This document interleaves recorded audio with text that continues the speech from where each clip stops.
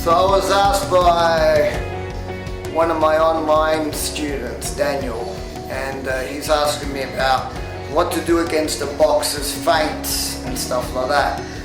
Well, the only boxer we've got in this room is me, because Christian's never done boxing, right? So I've always integrated, because when I was young I did many years of boxing, and so I have a huge respect for boxing, and even in the balancing industry I've worked with boxers.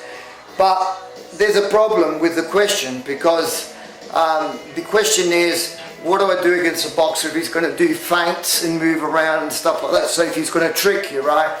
It's never really been a problem that I've created, because look at, for example, now we've got the Olympics, and if you look at the karate, if you look at the boxing, the parameters that are set up, and I'm sorry if I have to talk, I know that a lot of people would prefer me to go right into the actions, but you have to get the right mindset. So the answer is, Daniel, your mindset is wrong from my point of view, so don't get offended.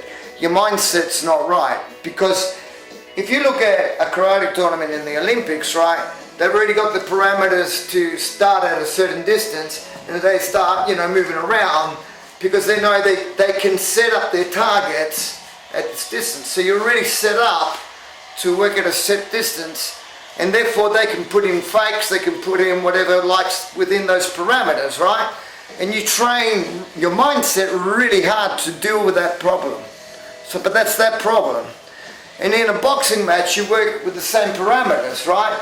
You work within that same framework, so you know what sort of problems it's going to get dished out within that framework.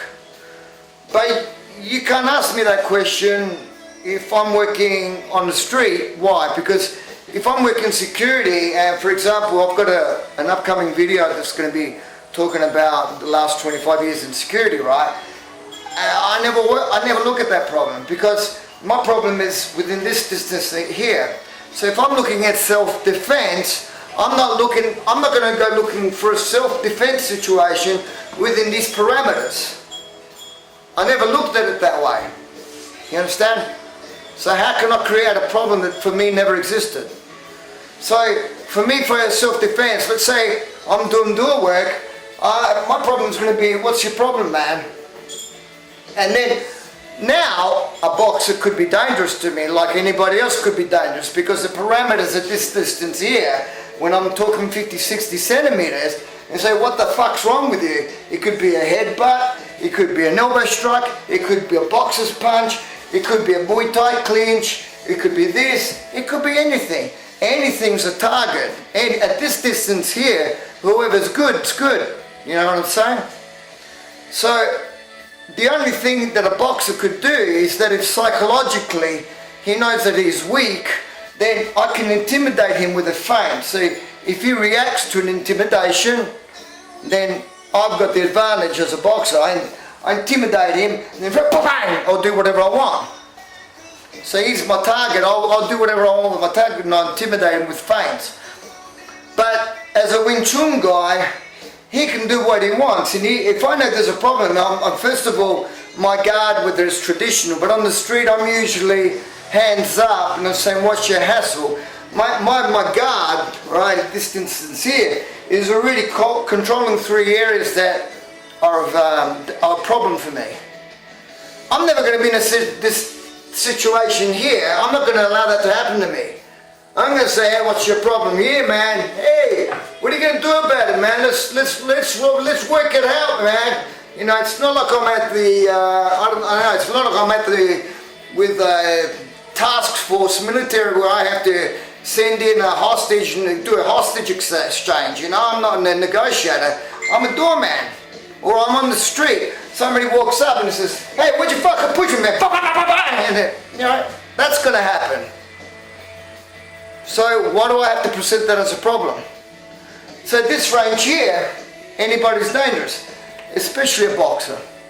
If a good boxer can get in close and hit you with a right, or he may be, right side forward, and get you with a good left, or if somebody just gets you with a good headbutt, you've got problems, dude.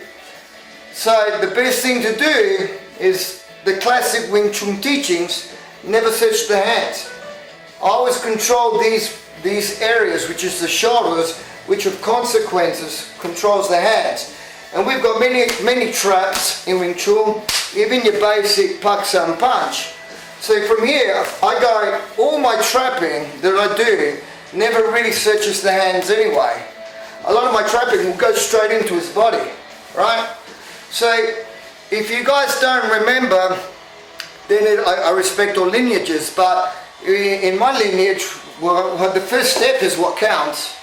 If I don't take him out and I don't go through his body on the first step, why the hell should I have to worry about his feints? Because remember one thing, whoever does a feint, no matter how well trained you are, because you can be super quick, you're still doing a 1-2 action. So if my mind in Wing Chun is trying to come through on number 1 really well, he can throw me a kick, he can throw me whatever, I'm not going to worry about his feint. I'm going to come through on number 1. So my number 1 in Wing Chun is what counts. And many people forget that, because a lot of people focus on the defense, which is, what am I going to do against the feint? What am I going to do against the cross? What am I going to do against the kick? What am I going to do this? What am I going to do that? What's the point? As soon as he attacks, I'm going to come through. I train my number 1 so hard, to eliminate most of my problems. My number 1 doesn't necessarily have to mean I have to break his neck or I have to knock him out. My number 1 can be with a palm strike, boom, go straight through. You have no idea how much you're expecting a fancy video. Sorry, I didn't have it for you.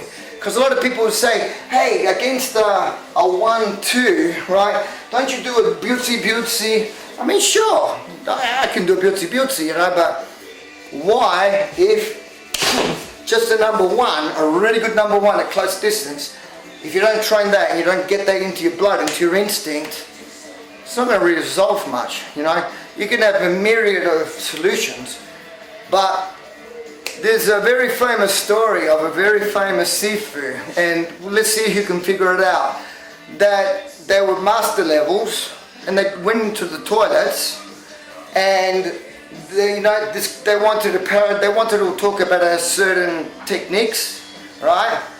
And this particular master just came in with pak sam punch and destroyed all the shit he had in his head, just with pak sam punch.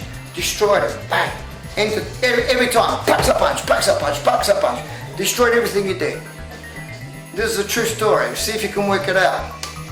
So, so goodbye.